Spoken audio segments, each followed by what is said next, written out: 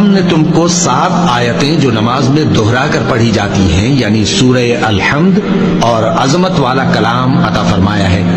ہم نے کفار کی کئی جماعتوں کو جن کو فوائد دنیاوی سے نوازا ہے، تم ان کی طرف رغبت سے آنکھ اٹھا کر نہ دیکھنا اور نہ ان کے حال پر رنج و غم کرنا اور مومنوں کے ساتھ تواضع سے پیش آنا۔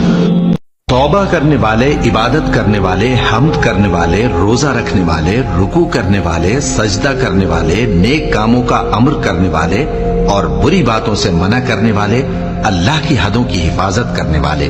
یہی مومن لوگ ہیں۔